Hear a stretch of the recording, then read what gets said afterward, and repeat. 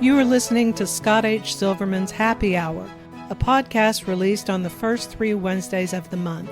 Family crisis, relationship crisis, addiction crisis, no two crisis situations are the same. They vary by family, individual, and relationship. They can encompass complex family dynamics, emotional distress, anger issues, and entitlements, and often involve substance abuse. This podcast addresses these issues and others surrounding the addiction epidemic currently plaguing this country and the world. There is hope and help. Are you stuck, scared, or unsure of what to do next?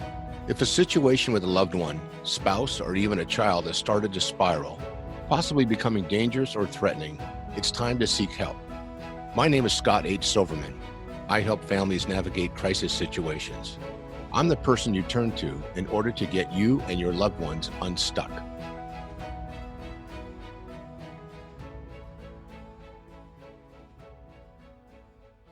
Welcome back to the show. This is Scott H. Silverman's Happy Hour. I'm Michael Glenn Moore, Scott's co-host. Scott, how you doing today? Is it pretty hot there in San Diego? It is, Michael. It's hot everywhere, and I think on the West Coast, and whatever isn't overwhelmingly muggy and overheated, it's, we've got so many fires, unfortunately, going on. My heart goes out to so many of the communities and families that are suffering from this right now. And so it's hot, and it's just the beginning of August, and our fire season's coming up in front of us. So, but all's good. Family's healthy, and the kids still take my calls, and I take theirs. So I feel blessed. I feel blessed. How about you, Michael? How's your week going? Pretty good. The same here. It's pretty hot. So I'm in Louisiana. When it's hot, it's usually hot and sticky. So because of the humidity, it's so bad. But we're supposed to get rain tonight, so maybe that'll help cool things down a little bit. Yep. Well, good. I'm glad to see you. All right. Well, welcome to Scott H. Silverman's Happy Hour. Again, my phone number is 619-993-2738. I want you to call or text me if something's going on wherever you are in this country, no matter what time of day it is. I do put my phone up at night, and it's in a different room for my own personal ability to get some sleep. But please don't hesitate to call. Please don't hesitate to text. There's always hope, and there's always help out there. And the way things are going today, trying to do life alone, in my opinion, is really hard. So don't try. There's no reason to. And if I can't help you, I'll find someone who can. We'll navigate together. So today is, I don't even know how to say it. We've probably got one of the most famous people we've ever had on the podcast. And I say famous, not only because she's somebody that everybody knows and respects, but has a heart of gold. Every time I hear our district attorney talk to people, interview with the media, get quoted, you can feel her heart in everything she does. And I don't know if that's appropriate to say or not, but it doesn't matter. This is my show and I'm saying it. And she is so well respected, and she is such a kind person and so approachable. It's so funny. When I get a text from the DA, I get so excited. My day is just made. So Summer, you keep those up, even if it's to tell me to shut up and stop doing what I'm doing. It's so nice to hear from you anytime, because I understand you're down to about 120-hour work week. And it's so funny. I got questions from your staff, and I got questions from you, and poor Patty feels like, she said the DA has been so busy this week, and I can't imagine what your schedule looks like. And, rumors are you haven't slept in 3 years, and I'm hoping this summer you're going to get a chance to do some. So I'm going to read a couple of things, and I know you probably get tired of hearing them, but I think it's important for our viewers, our listeners who may not know who you are. And San Diego is America's 8th largest city. We have a little over 3.3 million people, and Summer Stephan's job as a district attorney in our community is significant, robust, overwhelming, I'm sure at times, and something that not many people can do. And she does a great, wonderful job at it. So I'm going to read this because I can. District Attorney Summer Stephan is devoted her life to protecting children and families, providing justice to the most vulnerable. As a national leader in the fight against human trafficking, sexual exploitation, Summer's focused on advancing public safety through a fair and equal justice, bringing solutions to complex issues with unique, data-driven, common sense approach that works to address the root causes of certain crimes driven by mental illness and addiction. As a district attorney, she leads the second largest DA's office in California, managing a professional staff of 1,000 employees, serving as the people's prosecutor for San Diego County, and has more than 3 million residents. Summer leverages her extensive courtroom management leadership experience to get clear public safety priorities in collaboration with law enforcement and the community, keeping San Diego County one of the safest urban regions in the United States. She rose to the ranks to become elected district attorney as a trial prosecutor. She tried more than 100 jury trials, including cases of complex homicides, sexually violent predators, child molestation, sexual assaults, school shootings, human trafficking related cases. She served as chief of DA's North County branch, chief of the Sex Crimes Human Trafficking Division, a special victims unit she pioneered. In June of 2018, the county voters overwhelmingly elected Summer as district attorney.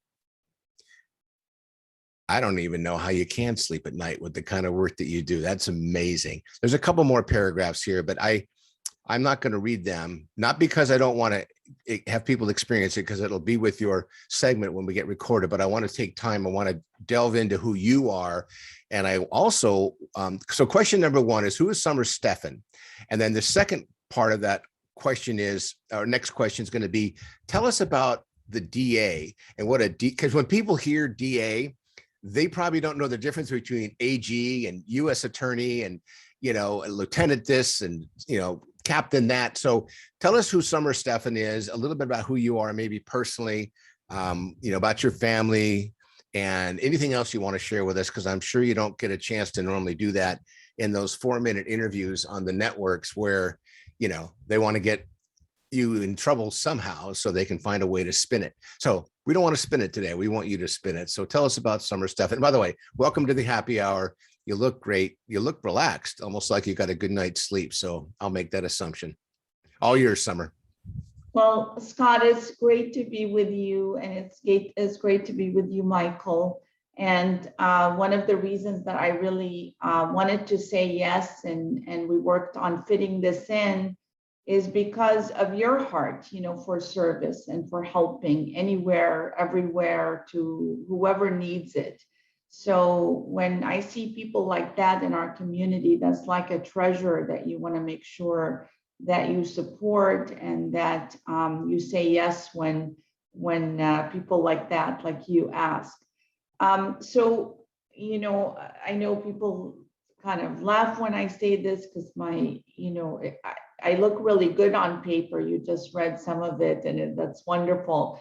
But I'm a regular person who somehow at 12 years old, I was an avid reader, and I was reading the National Geographic. I know that's really weird for a 12-year-old, but I didn't love just the words of the National Geographic. I love the images. They take some of the best photographs capturing everything that is important in the world. And they had this image of some girls in Sumatra in North Africa that had this look in their eyes. They looked about my age. And while I had all this hope and love in my life, great parents and all of that, they looked pretty hopeless. There was this look that I've, sadly, through my work as district attorney and deputy district attorney, I've come to recognize. And that's when the world comes along and it takes the light out of people's eyes, out of their spirit.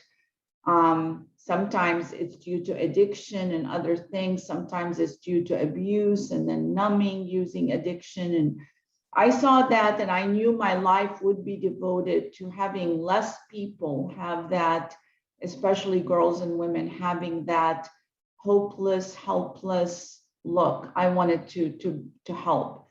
So I did what people do, which is figure out how I can help, how I can use my skills best.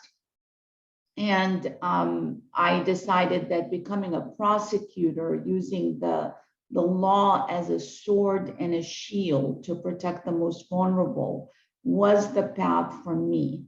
And while I got a lot of no's, because you can't tell on the podcast, but I'm pretty small. At the time, this is, more than 30 years ago, most DAs, prosecutors were male, and they were, bigger, and I didn't quite fit the bill. So I got a lot of rejections because people like to judge a book by its cover, and I kept going around it. I became a research attorney, reapplied. Finally, I got in and became a deputy district attorney 1 in 1990. And little did I know the journey that it would take, but then in 2018, I rose through the ranks to become chief deputy, and I got elected as the DA, which was the first time in San Diego's history that someone just took that linear route all the way through the baby steps to become the DA. But I still view the job the same way, which is it's bigger. It has a lot of people that are amazing that I work with within my team and with the community. But I look at it as service, as bringing the smartest methods to service, because sometimes you can have a heart for service, but you're not doing things using the data, you're using stereotypes, you're using what you think works, bringing the best methods to the job. And so this is pretty big, we're bigger than 21 states. We've got 18 cities in San Diego, a ton of unincorporated areas. But the beauty of it is almost somewhere in San Diego is going to look like the rest of the nation or the rest of the world. We've got so many international communities, and it just feels amazing to be of service, to be the people's prosecutor. So the DA is kind of the primary people's prosecutor. Anytime a felony is committed in San Diego County, the DA's office is involved, is engaged. So that's kind of where we are. But we did bring a different lens to it when I became the DA. I thought that just prosecuting wasn't my path. I thought for really making communities safer, we needed prosecution, ethical prosecution, we needed prevention, and thus my work with you, and we needed protection of people that are vulnerable, and we needed to partner with the community, sort of a 4 Ps approach that has really been showing good numbers for us.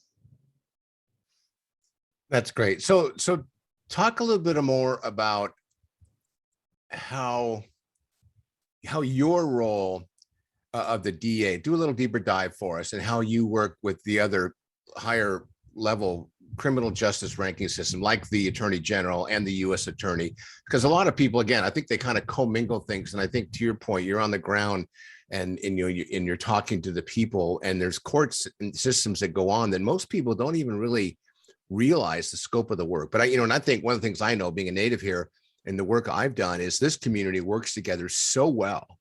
All the community, the community groups and the criminal justice side, and with the DEA and the cross-border issues. And you are muted, by the way, Summer. It's okay. Well, that's a really good question.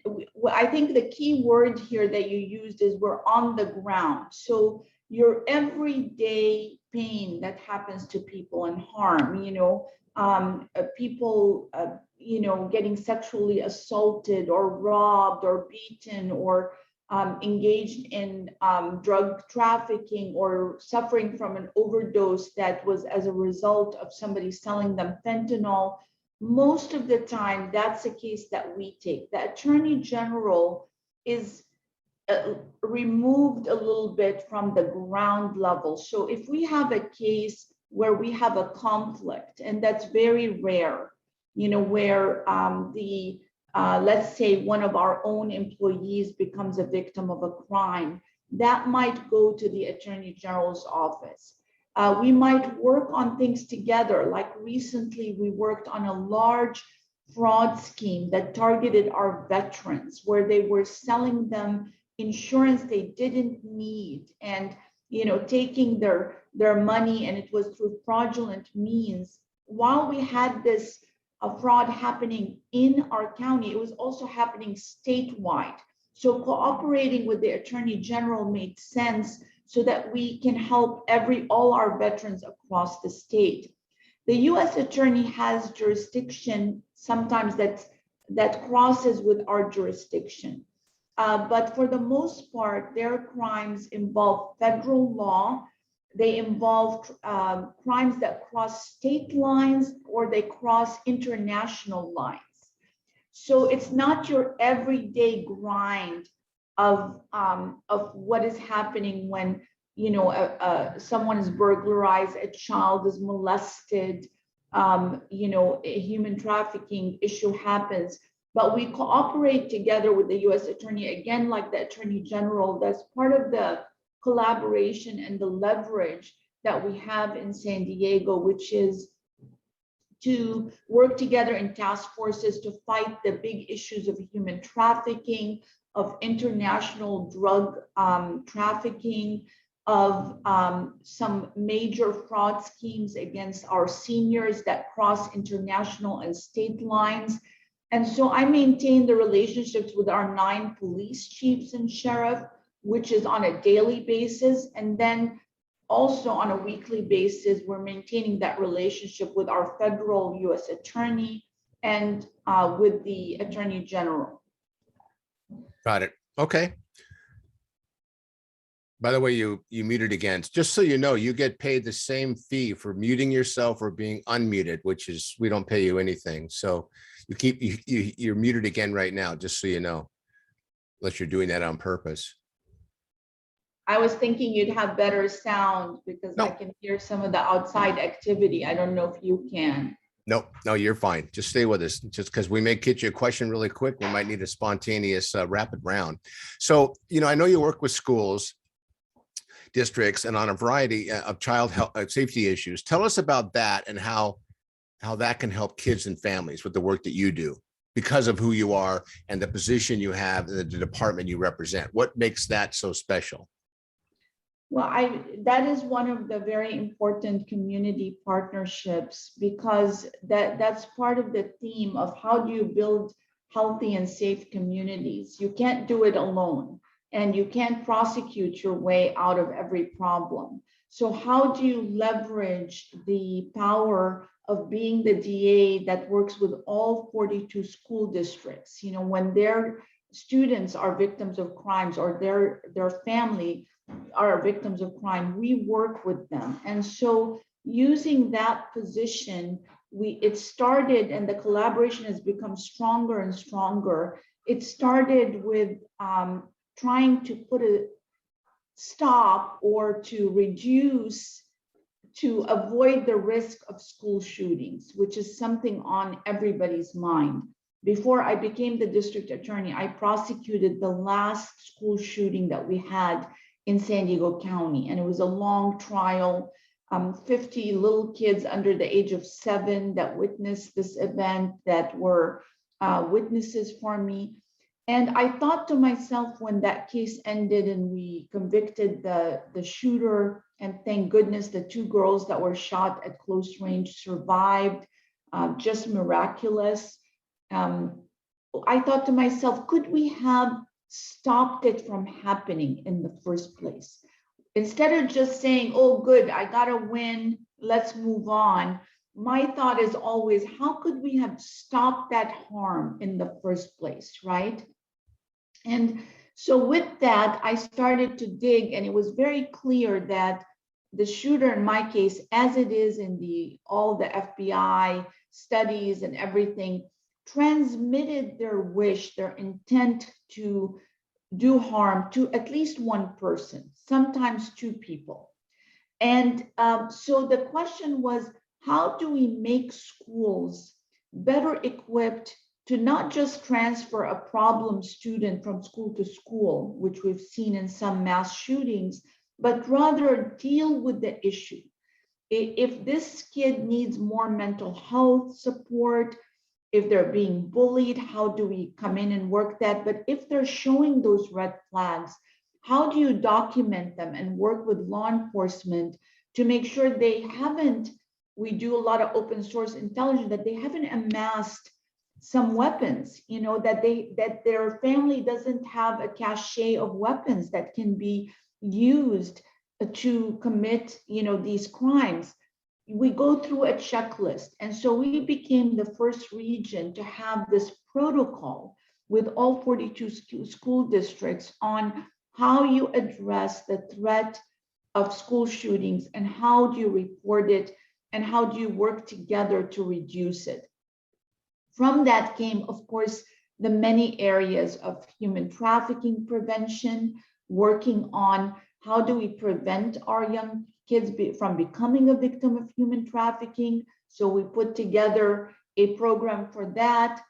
The missing piece still remains, how do we have an evidence-based, effective program on drug prevention, on substance abuse prevention, on teaching our kids how to deal with stress, deal with life events, and not view it as candy, this consumption of drugs. And we are working on it, but as you know, Scott, it hasn't happened yet. It's a work in progress, but it is so essential knowing the numbers, knowing the devastating effect that it has on kids. And we're not just talking about overdoses, because we know that a life can be lost in terms of its glimmer, its hope, its productivity. Everything that makes us human can be lost before death, so it's dealing with giving our kids the best chance. Yeah, no, I agree. And I know you and I've talked about that direct question, what is the easy way to do it? And, unfortunately, my magic wand, even though it's all charged up, I don't know. There's no easy answer, but we're gonna find out some solutions. I know we can continue to work on it. So you're considered, I want to stay with, some of your questions and some of your staffs as well. You're considered a national leader in human trafficking. Is there a connection, do you think, between addiction and human trafficking? There's definitely a connection. Other than that, the same traffickers that are dealing in drug dealing, they're also dealing with humans and selling humans for sex. So there's that connection right off the bat. But there's also the connection that human trafficking, people think of it as a crime that's committed by force. And while force is one of the elements, many times, fraud and coercion are the bigger elements we see. So it is the exploitation of a human being for sex or labor for commercial profit with force, fraud, or coercion. So the movie Taken, where you kidnap somebody off the street, you throw them in the trunk and you're going to sell them to some wealthy people, that happens, but it is the small percentage.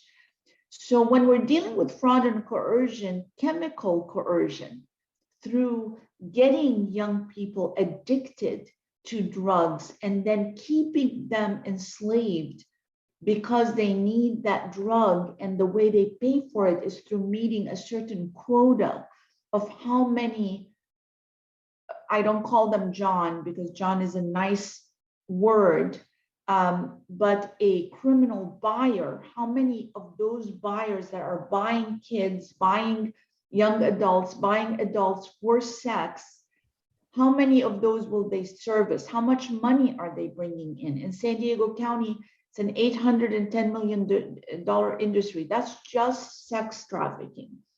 You've got an average of 5,000 victims.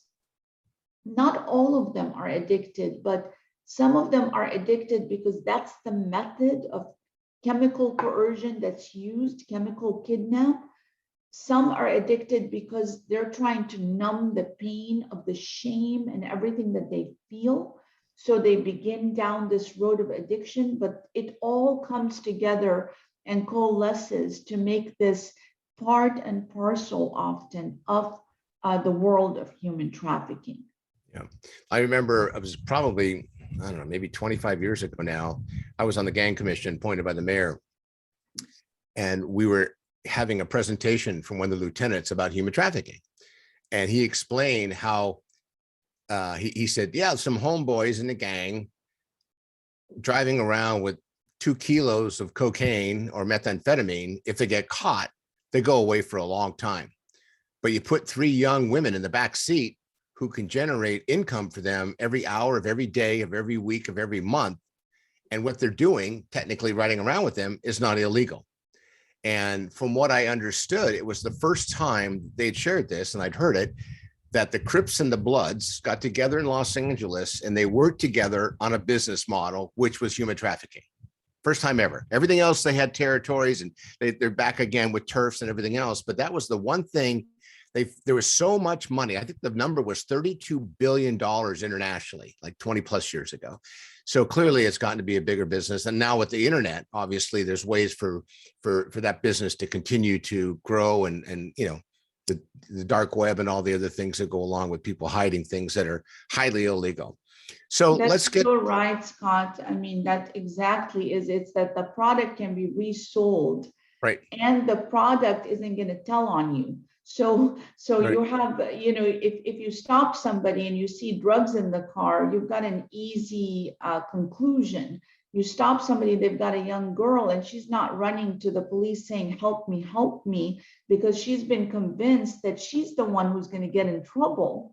Then you don't know what to do. Outside of that, if the person says, I'm just taking her, you know, I'm taking her home, I'm her brother's friend, and she corroborates that story, the police are out of luck in terms of making an arrest, especially if there's no missing child report. Right. No, I hear you. You know, I remember growing up in a retail clothing business, you know, one of the marketing tools was you find something that somebody needs and has to replace often. And when you think of human trafficking and you think about drug distribution and you think about a consumer that gets addicted to a product, you know, this is why one of the reasons I think we see how this continues to grow, no matter how much we seem to throw at it, whether it's, you know, human capital or assets or criminal justice or penalties or long-term sentencing or even incentives or education and prevention. So to your point, I mean, we have a long way to go. And of course, the pandemic this last year and a half, in my opinion, has put people in a mindset that they become more selfish because they become more scared and they become afraid and they want to fix things and they want a quick fix. And, you know, we're a pill-oriented society. And I get calls every week. You know, yesterday was a mother with a child who's in her late 20s who's now addicted to Adderall, and they've been through the whole gamut in the last, 5 years, and mom doesn't know what to do. And I said, and my attitude is, look, clearly your daughter's got some survival skills because she's still around, but let's see if we can nip this in the bud quickly. So I'm hoping by the end of the weekend, we're going to connect with the daughter and see if we can get her into treatment as quickly as possible. So let's go on. I'm sorry, go ahead. I said, that's just amazing. That is, I'm sure that mother just felt so much relief just to get a voice of somebody that can help. And that's the last week was tough. You know, I talked to 2 mothers that lost young kids to fentanyl overdose. And one mother told me, I thought it was going to get easier. She was about 18 months away from it, but it's actually harder because the reality sets in that your child is just not coming home. You know, and you can't move on. So thank you for taking these calls while the kids are still alive. You know, you can ask Terry, she'll tell you, I give my phone number out because I want people to call. I'd like to be taking 50 phone calls a day. And you and I are going to talk next month about how we can make that happen. I think I shared with you, maybe I haven't, but I sent my book, the one that you're in, one of my stars, the opioid epidemic, to every governor in the country. And I've only heard from 7. And of the 7, 5 of the letters were thank you for the book. So, and we know this is going on everywhere. So that being said, I'm gonna go back to you. I like the book, by the way. I think everybody should get the book because it's a very clear way, the opioid epidemic, of it's not just the opioids when you're there, but it's like the journey there and how you actually protect yourself as a parent. What do you look for? How do you handle it? And how do you build that resiliency and kind of inoculate the kids before it comes so they're going to get those offers, and how do we prepare them? So thank you for that book. Are you carrying yours with you next to you, or you know, because maybe I'll have a little leather pouch carved out for you so you can always wear it around your neck. Well, I'll consider it. I'll consider it. It's not a very heavy book, so No, it's possible. 184 pages. And thank you, by the way, for your contribution in it. And I heard you got upset when you realized that Rocky had a couple of more, sentences in it than you did. But again, I told No. you have a very difficult legal department, and they were very, very protective of you. But the fact that you took the time to participate in something like that, it's just really special. We couldn't get Altice, and we couldn't get Gore. He was too busy, doing what he was doing. So, but anyway, let me get back to, you in your notes, the pandemic, I call it was an epidemic, but it's growing to a pandemic. And I know you and I both know we've had over 400% increase in overdoses in San Diego. And, a lot of it's accidental overdoses. And I'm sure you saw the blurb, or someone on your team did the other day. And I'm talking to the manufacturer Emergent on Monday, Narcan company, who creates and gets naloxone in Narcan, and they're saying now they cannot keep up with the demand with naloxone. It's the only opioid overdose reversing drug that I'm aware of, and God forbid, because there are people who think there's 240 people overdosing in our country every day behind opioids. And there are people who think that number is more like 500 or 600, but because of Narcan, they're not dying. Now, imagine if we no longer can get naloxone in the hands of the people that are willing to at least administer it, and then educate those who have the influencers like schools and other places where we can get that accessible. So talk about the opioid crisis from your perspective. Talk about your thoughts and what your ideas are. And I know, there's a big event coming up on the 28th of August that you and your team are putting together, and share a little bit about that. So the opioid crisis, Summer Stephan, you got a magic wand, help us fix it. Well, COVID had, an impact, and we won't know until we study it, but it's hard not to think that we had a 30% increase nationally in overdose deaths, the highest ever recorded jump from 72,000 to 93,000. I say that so casually, when it's like it's the face of somebody, it's a person, it's a human who really completely needlessly died, and so you have that nationally, and you have it in San Diego. And in San Diego, the numbers, we went from 152 fentanyl, just one of the gradations of opioids, which is high dosage opioid.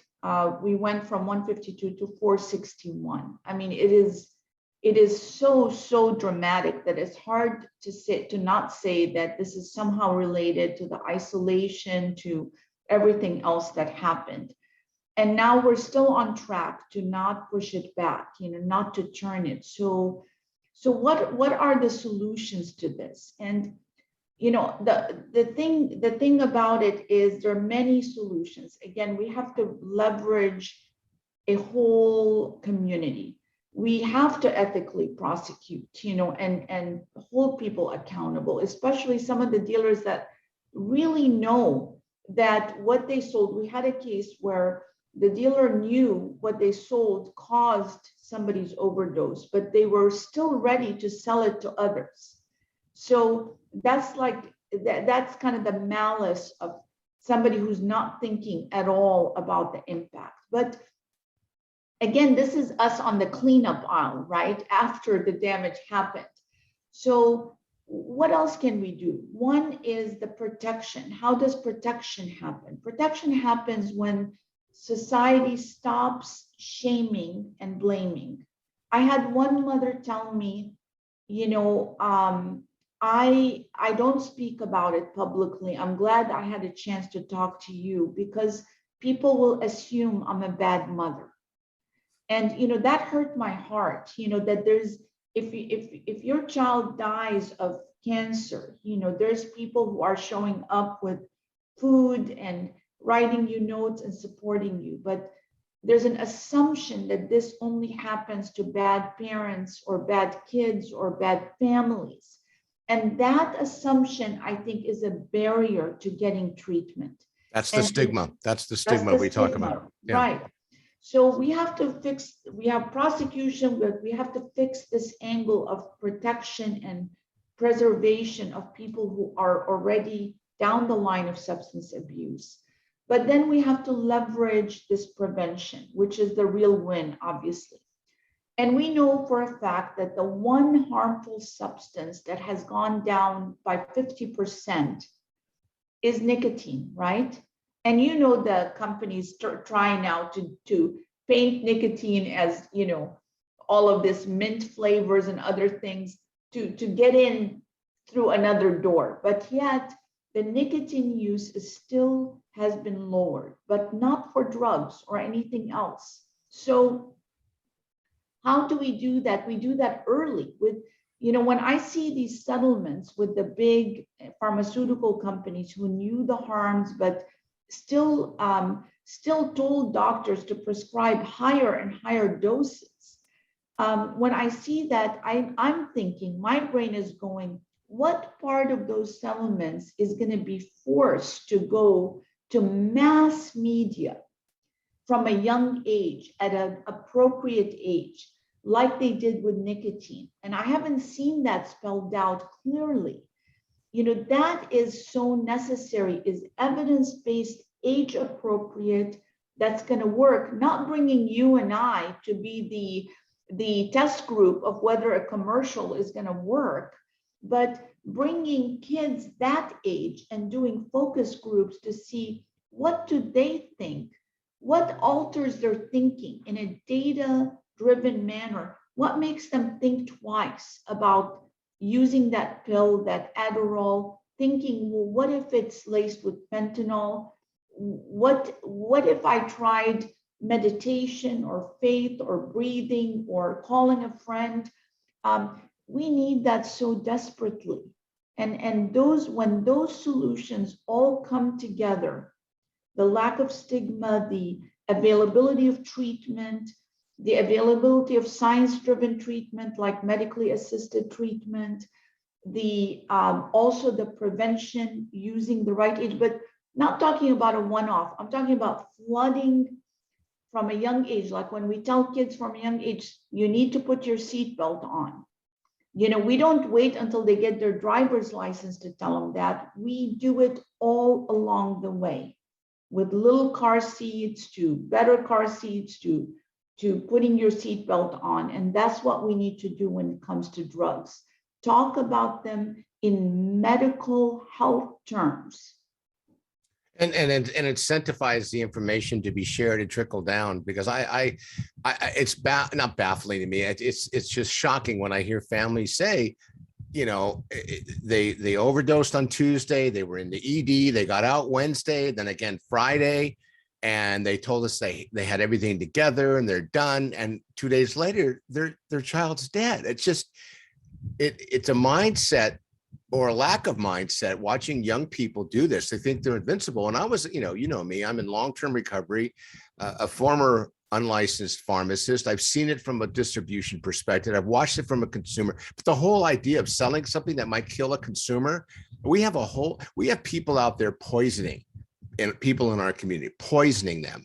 And every time it hits the news, you know, they get another, you know, chip away at their market share. You know, I was on the news recently, 5 weeks ago, the homeless guy downtown who was being interviewed. I don't know, I'm sure you saw this. And he says, yeah, I'm using these test strips now for my methamphetamine because I want to make sure there's no fentanyl in it. So here is a drug consumer who's addicted to methamphetamine, but he's smart enough to test it to make sure there's no fentanyl because he doesn't want to die. Now, I want to figure out how we get that kind of thinking in kids' heads, because he's making an informed decision. And what's happening, in my opinion, talking to all these families, hundreds now, thousands over time, their children are good kids who are making an uninformed decision at a situation, whether it be peer pressure or whether it be a down day or depression, or a sibling who's wanting to mirror what their older brother or sister does. And they're taking something that unfortunately takes their life. This is so avoidable, and in my opinion, so preventable, but we've got to find whatever that potential hate to use the euphemism, magic pill. It's kind of like, what's going on now with people that don't want to get vaccinated. I heard an interesting piece the other day. It said, if you don't want to wear a mask because you think it won't help you, why do you need to carry a gun? So, and that's not a political statement. It's just like, why would you walk out in the street if you knew everybody who was driving was impaired? You would get off the street. And if somebody is impaired and they say, this is the way I want to live my life, marijuana is legal, you stay home. Don't get behind the wheel of a car and potentially expose my family and my children and people in my community. Make your own choices. I get that, but do it in a way where you're not going to harm somebody else, and, right. It's hard to tell a kid, no, don't do that. Because that was a stimulus for me as a child. And I was one of those kids, by the way, moved around to many schools. And in those days, they really didn't know what to do to help a kid, and it got punitive at one point at a private school here because my behavior was so inappropriate. I mean, it wasn't dangerous, but it was just, I had an attention deficit disorder. They really weren't sure how to diagnose it in those days. And I can't imagine today with teachers who are so overwhelmed. And this last year to try to be a teacher with what's going on, I have a lot of empathy for them. Anyway, we're kind of wrapping up for time. So I want to ask you, what is it we haven't asked you today that we should have? Meaning, what would you like to share that maybe you don't normally get a chance to share that you'd like to share about today? Well, one common kind of theme that I see in kind of protecting kids is the impact of social media, and I think we haven't talked about that, but social media and the responsibility of the media, of the movie industry, of all of the different influencers, if you will, the responsibility to speak out and to come along and be positive. I mean, you see so much coverage for COVID, and it's important. I get it, but how little coverage are we getting over the deaths, over the overdose deaths, over how few documentaries that really can have impact, and also not just be a downer, but show the hope, like your life, show that the hundreds of thousands of people who are living amazing lives after having addiction with alcohol or drugs or anything else, to show that hope. We don't have that, but the social media we are handing our kids at younger and younger ages these devices. And I would tell anybody who's listening, if you have someone you have influence over, please give kids a user's manual. I see it all the time. During the pandemic, we told kids to stay home and do their distance learning. Well, many of them didn't do their distance learning. They got in chat rooms. We saw the NCMEC, the National Center for Missing and Exploited Children, report, a triple effect in internet crimes against children, the same in San Diego. This needs to be a part of it, an actual conversation about what you see, people smoking, people using drugs, using alcohol at a young age. You're seeing the glamour side, but there is this other side. Also, people coming through that are posing as your friend, who want to sell you stuff and give you stuff and invite you to parties. Are they really a friend? Like, what, just because the media defines them as friends, what is the definition of a friend? We haven't had these new conversations, the user's manual, if you will, for the new world. We're not going to be able to keep kids away from social media, but we should at least inoculate them with some resilience building, truth inoculation information. So I would say as DA that crosses over from drugs to human trafficking to other destructive behaviors that we're seeing. And even in our gang membership, we're seeing the use now of social media to recruit, to glamorize, and other things. So I think that's really important. All right, that's wonderful. Michael, over to you for the best question of the interview. Okay. Summer, what in your job, essentially, I didn't really realize how much the DA did. I thought it was just prosecuting and things like that. But you do so much more. What are you most proud of in your term so far? Oh, wow, that's so I have an amazing team. So we've just moved and hustled and done so much. But one of the things I'm very proud of is we've established a juvenile diversion program. Because we know from the studies that kids, if you can give them a better path and not give them a criminal record at a young age, they have a better chance to grow up to be healthy, complete citizens. So let's not kind of criminalize them early. So this diversion program, which includes some felony level crimes, but it's not violent crimes. So that's a different category, the kids who sadly rape and murder, and that's not the kids we're talking about, but there's a lot of activity in between. They're getting diversion into restorative practices and assessment of what is the underlying root cause. Is it family dysfunction? Is it addiction? Is it mental health? Then come in and address that in a culturally competent manner so that we can interrupt that school to prison pipeline.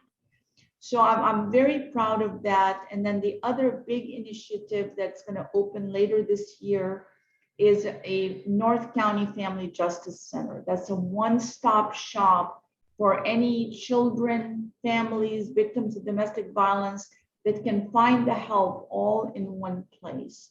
And those two things, along with many others that the team has accomplished in our mission to do things fairly, equitably, to not have one solution fits all, to address underlying root causes, but to yet protect victims of crime and hold people accountable. That fine balance.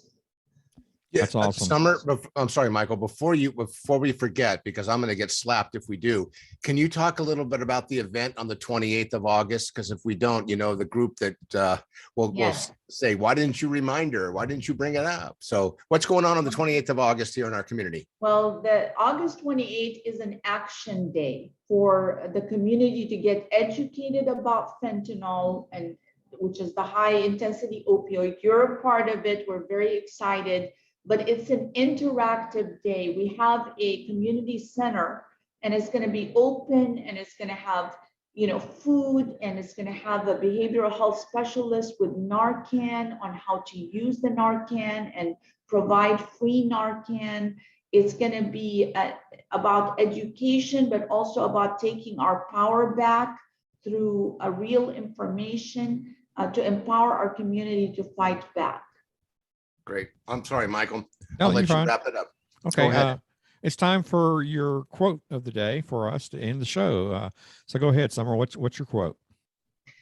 Well, I think appropriate for today, my favorite quote that I've used repeatedly with families that suffer and with victims is from Maya Angelou.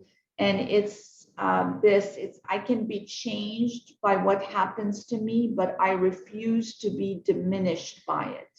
And I love that quote because it means that bad things can happen, but it doesn't mean that human beings need to feel smaller. They can survive and they can thrive.